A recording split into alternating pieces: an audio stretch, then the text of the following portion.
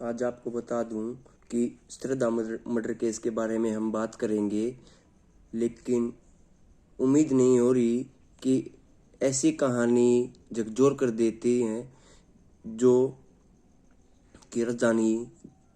इस वक्त उसकी दिल्ली की पॉपुलेशन 2 करोड़ है। 2 करोड़ लोगों के लिपुली रहते हैं और दिल्ली 2 करोड़ लोगों की दरी 3000 पुलिस कर्मचारी करते हैं। 90,000 पुलिस वाले और 2 करोड़ की आबादी। देश के सबसे ताकतवर लोगों का घर है दिल्ली, चाहे वो प्राइम मिनिस्टर हो, प्रेसिडेंट हो, पॉलिटिकल हेडक्वार्टर है, पार्लियामेंट है। अब इसी दिल्ली में, राजधानी में लोगों के बीच एक लड़का है, पूरे 18 दिनों तक ठीक रात 2 बजे अपने घर से निकलता है। अपने पीठ पर एक बैग रखता, पिट्ठू बैग। उस बैग के अंदर कुछ पॉलिथीन है और वो बेखौफ, बिना डरे, बिना कोई, ना पुलिस का खौफ ना किसी का खौफ, कोई वो नहीं। और उस बैग में, और बैग के अंदर जो पॉलिथीन है, उन पॉलिथीन के अंदर उसने लड़की के टुकड़े करके उस बैग में रखते हैं। वो दिल्ली के पास महरौली जाता है। वहाँ जाके वो उन टुकड़ों को पॉलिथीन में, एक पॉलिथीन यहाँ फेंक दी, एक पॉलिथीन थोड़ी दूसरी जगह फेंक दी उस जंगल के अंदर, और उनको फेंक के अपने घर पे आ जाता है। डेली वो ऐसे ही करता रहा 18 दिन तक। तीसरे दिन भी यही, लगातार उसका यही काम रहता है।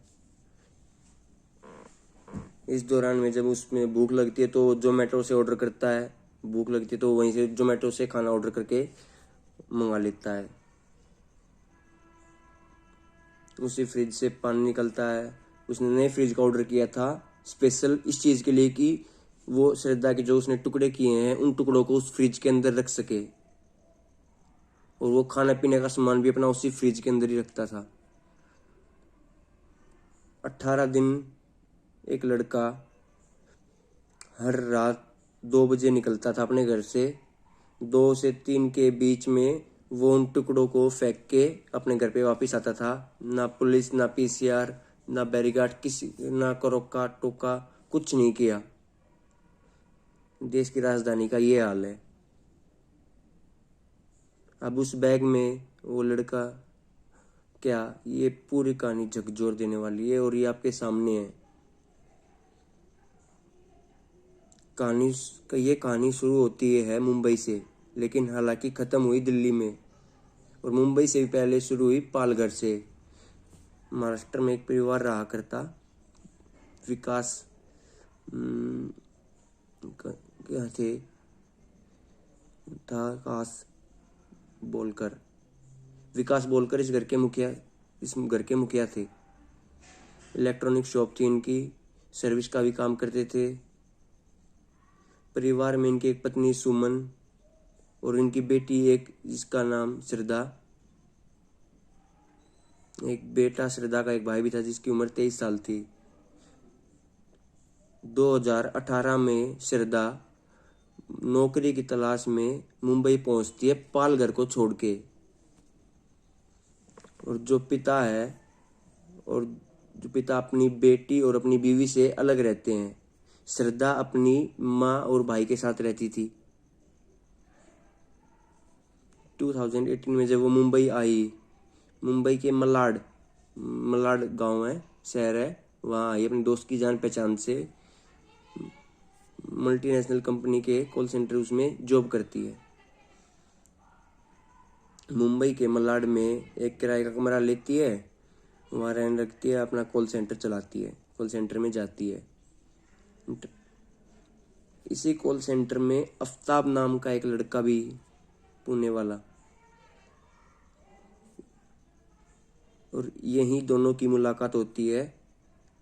आफ्ताब अफीम पूनावाला, इसकी उम्र करीब 30 साल। इसी मलाड के कॉल सेंटर में आफ्ताब काम करता है पहले से ही, श्रद्धा के आने से पहले से ही। 8-9 महीने जो ये बीत जाते हैं, इन दोनों में 8-9 महीनों में इन दोनों की आपस में बातचीत होती है, दोस्ती होती है, तो उनमें फिर प्यार हो जाता है। प्यार होने के बाद फिर श्रद्धा के घर वाले पालघर के हैं और श्रद्धा मुंबई में। श्रद्धा इसी दौरान पालघर पहुंचती है। एक दिन अपनी माँ को बताती है कि माँ, एक आफ्ताब नाम का लड़का है, मैं उससे प्यार करती हूँ। हम दोनों मलाड में एक घर में एक लिव इन रिलेशनशिप में रहते हैं और मैं उससे शादी करूँगी। माँ ने बहुत समझाया कि हमारा जो इंटरकास्ट मैरिज है वो इजाज़त नहीं देगा, हमारी फैमिली इजाज़त नहीं देगी, घर परिवार इजाज़त नहीं देंगे। जो हमारे मजहब हैं वो अलग अलग हैं। जब उनके पिता तक ये बात पहुंची तो उनके पिता ने भी इस बात का विरोध किया। उसने तुरंत अपना सारा सामान उठाया। आज के बाद ये सोच लें कि तुम्हारी बेटी नहीं है। श्रद्धा ने अपने घर वालों को भी खूब ये बोल दिया कि मैं आज के बाद तुम्हारे लिए मर गई और मैं घर छोड़ के जा रही हूँ। वो अपना बैग लेके, अपना घर छोड़ के, अपना बैग उठा के वापस मुंबई आती है मलाड। वहाँ पे आफ्ताब के साथ लिव इन में रहती है। वहाँ आने के बाद मुस्की श्रद्धा की माँ ने उसको फ़ोन मिलाया, 1-2 बार बात की कि माँ उसको बात करके समझाती डेली कि बेटी ऐसा नहीं करना, ये नहीं करना। श्रद्धा की माँ का नाम था सुमन, ठीक है। वो उसको समझाती है लेकिन उसने नहीं मानी। सुमन की मौत के बाद जब श्रद्धा को पता लगा कि वो अपने घर जाती है, उसकी माँ एक्सपायर हो जाती है इसी बीच में, तो वो अपने घर जाती है श्रद्धा। और फिर वहाँ कुछ दिन रहने के बाद वो अपने वापस आती है। जब उसकी माँ की मौत हुई तो उसने अपने पिता से कुल 2 ही बार बात की थी बस। तो उसके पिता ने उससे एक ही बात पूछी, क्या आपने अपना बेटी इरादा बदलाया नहीं? क्या अभी भी तुम आफ्ताब के साथ शादी करोगी या फिर हम हमारे साथ रहोगे? तो उसने अपने घर वाले की इज्जत का ख्याल ना रखते हुए उसने साफ मना कर दिया कि मैं शादी आफ्ताब से ही करूँगी। उसने अपने भाई से भी बात की, उसके भाई ने भी यही बोला। और फिर उसके पिता ने सोचा कि मेरी बेटी दूसरे शहर में रह रही है, लिव इन रिलेशनशिप में, फ़ोन पे बात नहीं हो रही है। कोई भी भाई बहन माँ बाप कोई ये नहीं चाहता कि हमारा बेटा कुछ ऐसा गलत कदम उठाए। उसके पिता ने ये देखा कि जब मेरी खुद की बेटी हो के मेरी बात नहीं मान रही, तो उसके पिता बहुत गुस्सा हो गए, वो बहुत परेशान हो गए। तो आफ्ताब क्या वो जो श्रद्धा थी, श्रद्धा कभी कभार अपने भाई के पास फ़ोन करती थी तो उनसे अपने पिता की खैरियत पूछ लेती थी। श्रद्धा की जो मोबाइल व्हाट्सएप स्टेटस थे उसकी डीपी जब वो बदलती थी कि बेटी ये ठीक है, वो उनके घर वाले उसके व्हाट्सएप स्टेटस देख के, फेसबुक प्रोफाइल देखते। श्रद्धा जब नई नई पिक्चर डालती या कुछ भी लिखती, कहीं घूमने गई है, ठीक है, वो बेटी सही सलामत है अभी तक हमारी, तो उन्हें ये देखता था। अब कुल मिला के कहानी ये है कि बेटी आफ्ताब के साथ है। घर वालों से रिश्ते अच्छे नहीं है श्रद्धा के। आफ्ताब का परिवार भी अब धीरे धीरे उसके दोस्तों रिश्तेदारों को पता चलता है एक लड़की के साथ लिव इन में है, तो और वो लड़की मुस्लिम नहीं है, तो आफ्ताब के घर वाले भी इस बात का विरोध करते हैं। दोनों का ये था कि अब मुंबई में ज़्यादा दिन रहने का नहीं है और यहाँ से अच्छा उनको किसी ने सलाह दी कि तुम दिल्ली जाओ, दिल्ली में अच्छी नौकरी भी मिल जाएगी तुम्हें, पढ़े लिखे हो, अपनी नई ज़िंदगी की शुरुआत करते हैं। 8 मई 2022 को वो दिल्ली आ जाते हैं। आफ्ताब और श्रद्धा दिल्ली पहुंच जाते ट्रेन से। दिल्ली आने के बाद पहली रात 8 मई को पहाड़गंज के होटल में रूम लिया, वहीं रुके ये। नेक्स्ट दिन ये दूसरे इलाके में जाते हैं, साहिबुल्ला जाम साउथ इलाके में दिल्ली में। वहाँ भी होटल में उन्होंने कमरा लिया, एक दिन रुकते हैं। 10 मई को इन दोनों के जो कॉमन फ्रेंड थे, मुंबई का था, वो दिल्ली में छतरपुर में रहता था। ये दोनों छतरपुर में उसके पास जाते हैं और उसके घर पर रुकते हैं कुछ टाइम। तो रहने के वो वहाँ गए रहने के, तो उनका जो कॉमन फ्रेंड था वो बोलता है कि तुम ये छतरपुर में ये घर देख लो अपना। तो हाउस नंबर D41 उन्हें छतरपुर में लिया। श्रद्धा और वो उस घर में शिफ्ट हो जाते हैं और अपनी ज़िंदगी बिताना शुरू कर देते हैं। 12-13 तारीख तक की बात है ये, इनकी घर ले लिया था उन्होंने अपना। इनको रिलेशनशिप में 2019 से तीसरा साल हो गया। लिव इन में हमें बहुत ज़्यादा समय हो गया है, अब शादी कर लेते हैं। श्रद्धा इस बात पे जोर डालती रहती है कि शादी कर लो, शादी कर लो, लेकिन आफ्ताब बोल रहा था कि हम दो लोग जब साथ में रह रहे तो शादी की क्या जरूरत है। डेली उनका इस बात को लेकर झगड़ा होता। अड़ोसी पड़ोसी जो आसपास में रहने वाले थे उनको पता लगता। दिल्ली आए हुए उन्हें सिर्फ 10 दिन हुए थे। 10 दिन के अंदर अंदर अंदर वो अपने घर में शिफ्ट हो जाते हैं। फिर से इन दोनों के बीच में झगड़ा शुरू हो जाता है कि शादी करने, श्रद्धा शादी के लिए बोल रही है और आफ्ताब मना कर रहा है।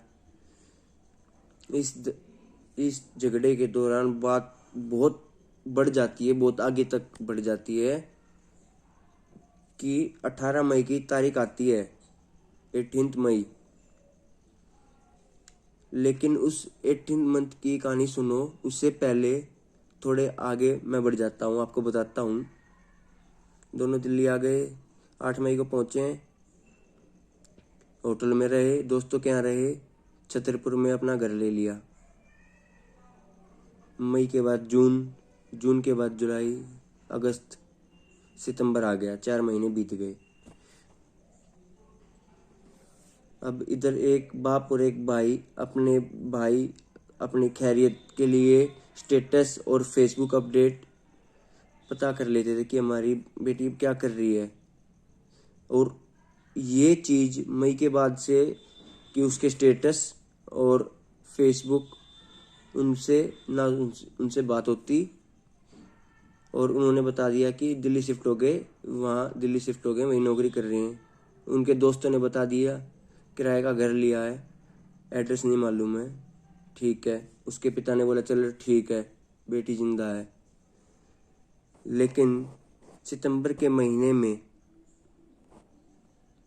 एक श्रद्धा का दोस्त श्रद्धा के भाई को फ़ोन करता है।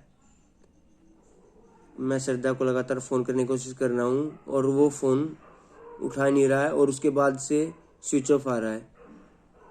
और उसने उसके भाई के पास फ़ोन करके बोला कि कोई नया नंबर हो तो वो दे दो, हम भी कॉल कर रहे हैं। उसके भाई ने वापस बोला कि हम भी कर रहे हैं फ़ोन। दोबारा फ़ोन करते हैं तो नहीं मिल रहा है। उसका भाई भी घबराता है, उसके पिता को फ़ोन करता है। पिता को बोलते हैं कि पापा ऐसे ऐसे इस लड़के का फ़ोन आया था और ऐसे ऐसे बोल रहा था कि ना उसका फ़ोन उठा रहे हैं और उसका फोन स्विच आ रहा है। और मेरी श्रद्धा से 2-3 दिन में बात होती रहती थी, उसका जो फ्रेंड था वो बोल रहा था, अब उसका मोबाइल बंद है। कुछ समझ में नहीं आ रहा किसी के भी। ये सुनकर उसके पिता बिल्कुल घबरा जाते हैं, स्थिति बिल्कुल आउट ऑफ कंट्रोल हो जाती है।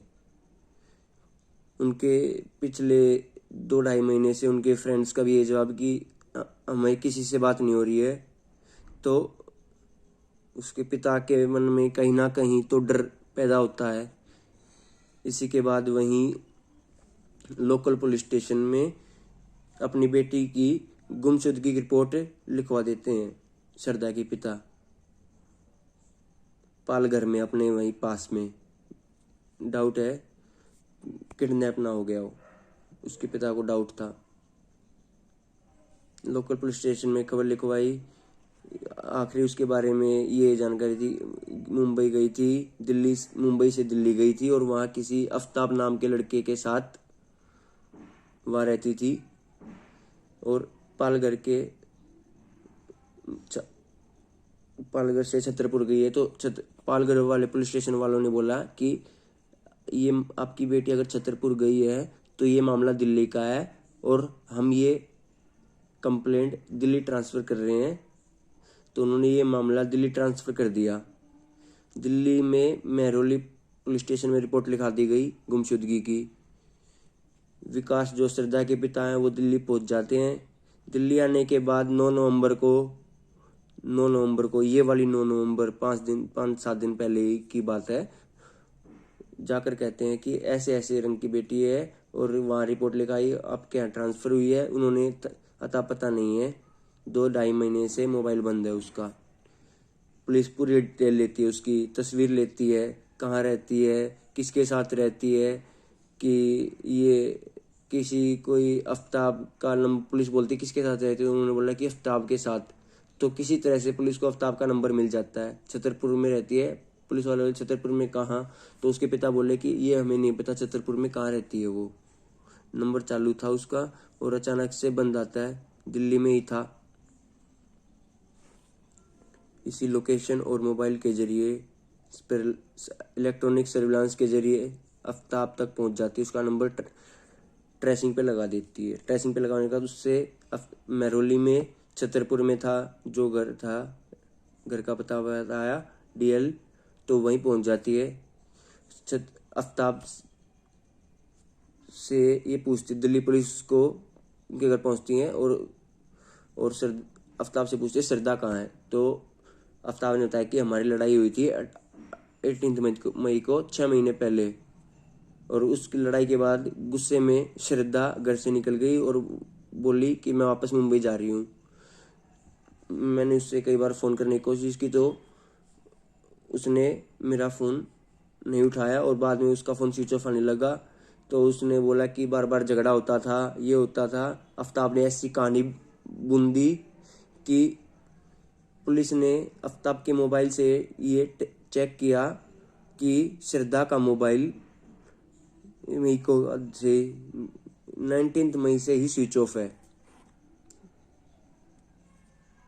तब भी आफ्ताब ने उसको कॉल करने की कोशिश भी नहीं की। पुलिस को गुमराह कर रहा था, बार बार उससे सवाल किए गए तो वो बार बार अपने बयान से पलटता गया।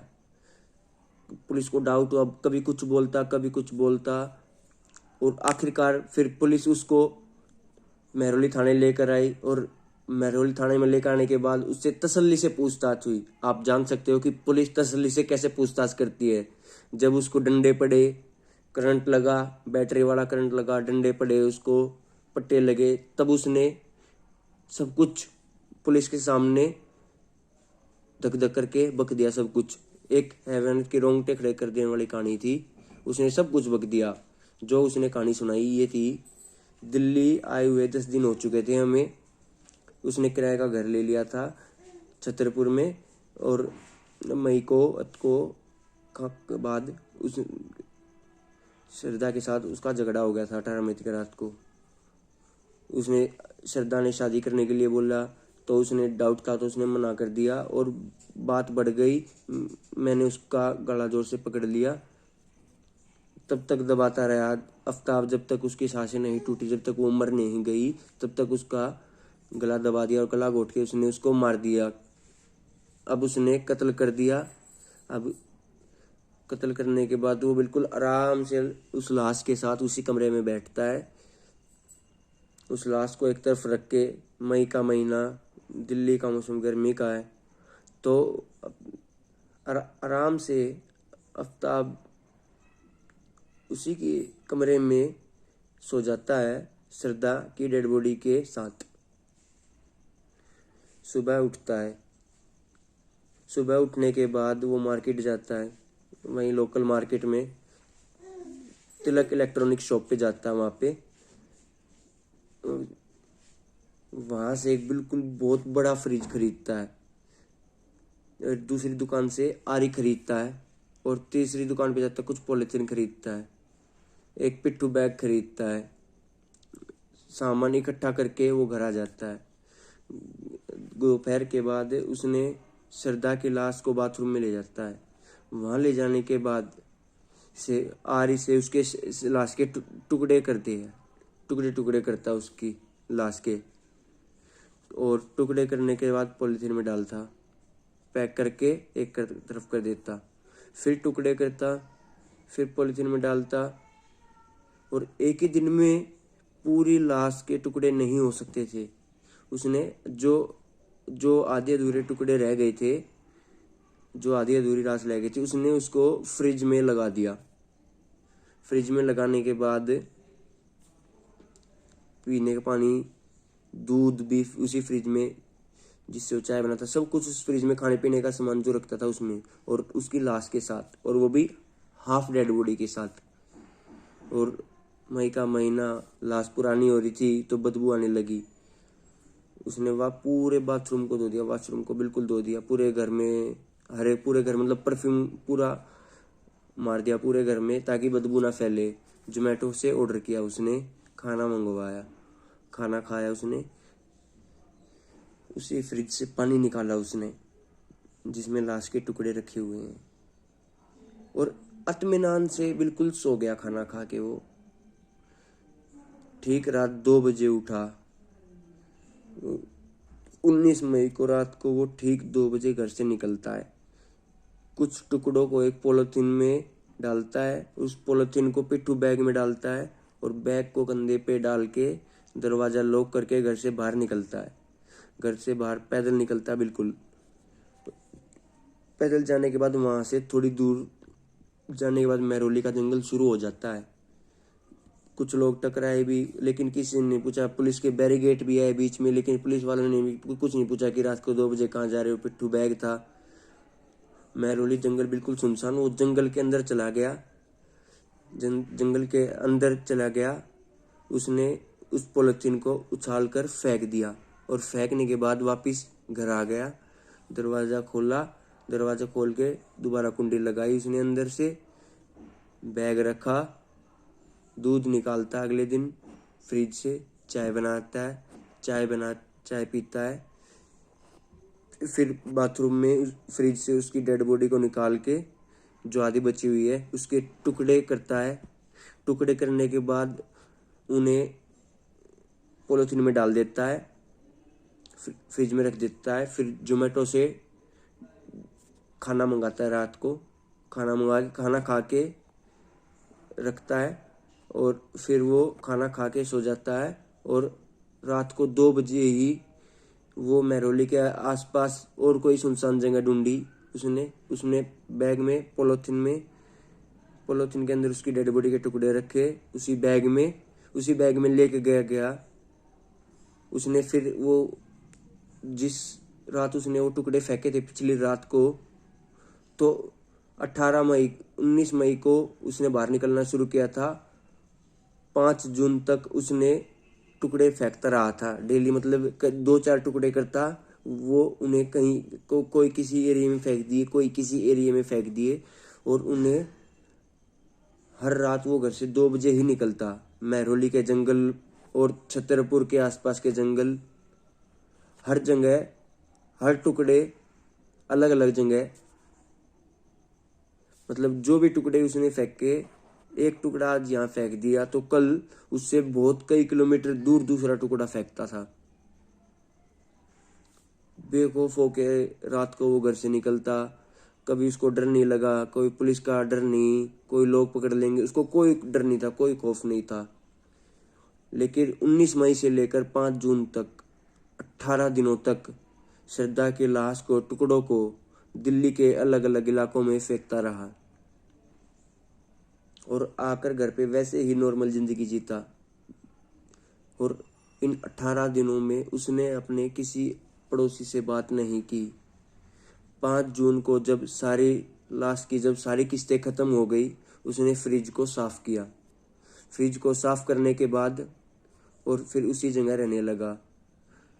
उसका हौसला इतना था कि शायद कभी उस तक पुलिस नहीं पहुंचेगी, इसलिए उसने उस फ्रिज को भी उसने डिस्ट्रॉय नहीं किया। पढ़ा लिखा था, उसे मालूम था कि फोरेंसिक रिपोर्ट इस फ्रिज से कलेक्ट हो सकती है, लेकिन फिर भी वो अपने एटीट्यूड की वजह से उसने उस फ्रिज को डिस्ट्रॉय नहीं किया। 18 मई को उसने कत्ल किया था और 13 जून, कल की ही बात मान लो, ये तो लगभग 6 महीने किसी को कानो कान खबर नहीं हुई कि दिल्ली में एक लड़की का कत्ल हुआ है और उस लड़की का के टुकड़े टुकड़े कर दिए उस घर के लड़की के। 18 दिनों तक उस लड़की के टुकड़ों को रात को 2 बजे लेकर निकलता और किस्तों में उसको फेंकता रहा अलग अलग इलाकों में। पुलिस लोग तो उसके पड़ोसी को तो छोड़िए, पुलिस को भी इसकी भनक तक नहीं लगी। और रात को दिल्ली पुलिस रोड पे घूमती रहती है। आप देखिए दिल्ली पुलिस कितनी सतर्क है। कहाँ सतर्क रह गई दिल्ली पुलिस कि जब वो डेली रात को 2 बजे निकलता महरौली इलाके में या उस आसपास छतरपुर के इलाके में, उसको किसी ने नहीं रोका। उसको 5 दिन के उसको कोर्ट में पेश किया गया। कोर्ट में पेश करने के बाद 5 दिन के पुलिस रिमांड पर भेजा गया है और पुलिस उसको वहां लेकर जा रही है जहां जहां उसने टुकड़े फेंके हैं। और वो मई का महीना था और दिक्कत ये है, बहुत दिक्कत ये है, फिर बरसात। अब पुलिस उनको वो आफ्ताब पुलिस को उन जगह लेके जा रहा है जहां उसने वो टुकड़े फेंके थे और अब उन टुकड़ों का मिलना मुश्किल है। शायद कुछ टुकड़े मिले भी हैं, कुछ हड्डियां मिली हैं, फोरेंसिक जांच के लिए भेजी गई हैं। पुलिस ने उस फ्रिज को अपने कब्जे में लिया, फोरेंसिक जांच के लिए भेज दिया गया और उस फ्रिज को से पता चल जाएगा फोरेंसिक जांच में जो हड्डियां और जो बाकी चीजें मिली हैं उसके डीएनए से पता चल जाएगा कि श्रद्धा की है या नहीं। और आफ्ताब इस वक्त दिल्ली पुलिस की हिरासत में है। अब यहाँ पे कई चीजें हैं। एक, हमेशा ये कहते हैं माँ बाप बच्चों से कि तुम्हारी भलाई के लिए कह रहे हैं जो कुछ कह रहे हैं, तो अगर माँ बाप की बात सुन ले बच्चे तो बहुत सारी चीजें ना हो। दूसरी बात, ऐसे बहुत सारे इंसिडेंट, ऐसे बहुत सारे वारदात, बहुत सारे वाक्य हो चुके हैं, आपने भी सुने हैं न्यूज़ पर। लेकिन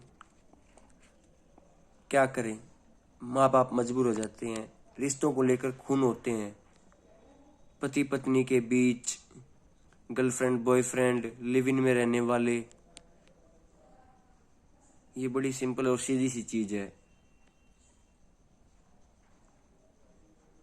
दो इंसान जब रिश्तों में होते हैं तो दोनों मर्जी से आते हैं और दोनों मर्जी से ही एक दूसरे को पसंद करते हैं और प्यार करते हैं और रहने का फैसला भी उनका लिव इन में अपनी मर्जी से ही होता है। और जब अलग होना, डिवोर्स लेना हो या फिर एक दूसरे से रिश्ता खत्म करना हो, क्या इसमें दोनों की मर्जी से इसका हल नहीं हो सकता? किसी की जान लेने की नौबत क्यों आनी चाहिए? इस केस में भी शादी की बात थी या नहीं थी, या वो जिद कर रही थी शादी के लिए, तो आफ्ताब ये भी कर सकता था, मैं नहीं रहूँगा तुम्हारे साथ, नहीं करूँगा तुमसे शादी, तुम्हें जो करना है कर लो, और अलग होना तो हो जाओ। बाकी कहीं से कानूनी से देख लेते कि क्या इन्होंने क्या साथ किया क्या नहीं किया। एक तो पहली बात ये कि जिसके साथ आप 3-4 साल से लगभग रिलेशनशिप में रह रहे हो, जिसके साथ आपने प्यार किया, कैसे वही इंसान उसी शख्स का एक तो कत्ल कर सकता है और यूं हैवानियत की तरह उसकी हैवानियत इतनी बढ़ गई कि उसने टुकड़े कर दिए। ऐसे अफसोस की बात यह है, हमारे इर्द गिर्द, हमारे समाज में, हमारे अलग अलग शहरों में, इस देश में, इस दुनिया में ऐसे वाक्य सुनने को बहुत मिलते हैं, लेकिन फिर भी किसी को अकल नहीं लगती। फिर वही बात होगी, कैंडल मार्च निकालेंगे, कड़ी से कड़ी सजा मिलनी चाहिए, रहम की कोई गुंजाइश नहीं होनी चाहिए, और होना भी बिल्कुल ऐसा ही चाहिए। इसको बिल्कुल कड़ी से कड़ी सजा मिलनी चाहिए और इस कत्ल की पूरी असलियत और जिस तरीके से कत्ल के सारी असलियत उसकी बारीकियों से उसे जानकारी मिलती है,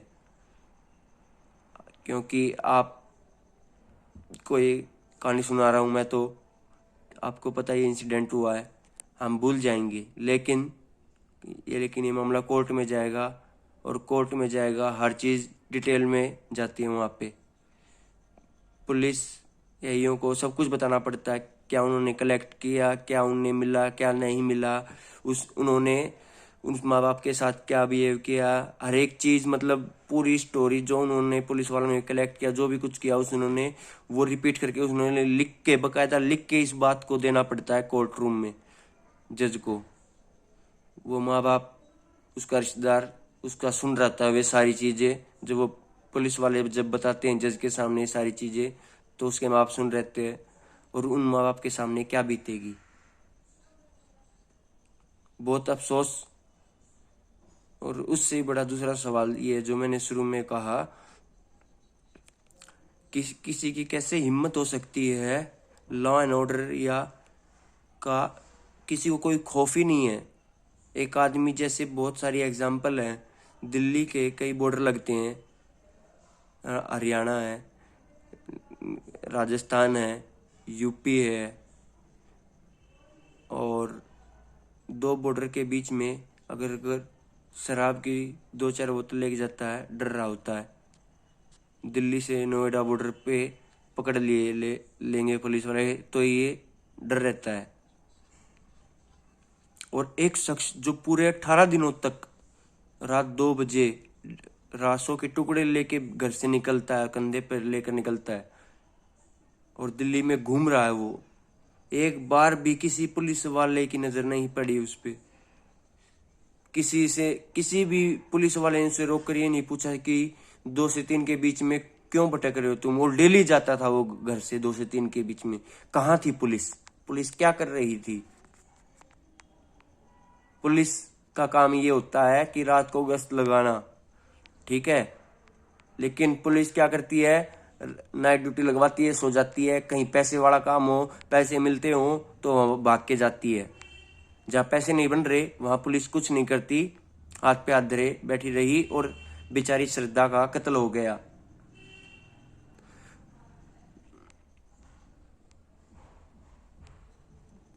बस मैं अब आपसे विदा लेना चाहूंगा। आपको अगर वीडियो अच्छा लगे तो लाइक शेयर जरूर करें। और मेरे को जैसे इस कहानी के बारे में पता चला, मैंने सोचा क्यों ना अपनी ऑडियंस तक इसको पहुंचाया जाए। ठीक है, okay, thanks for watching my video.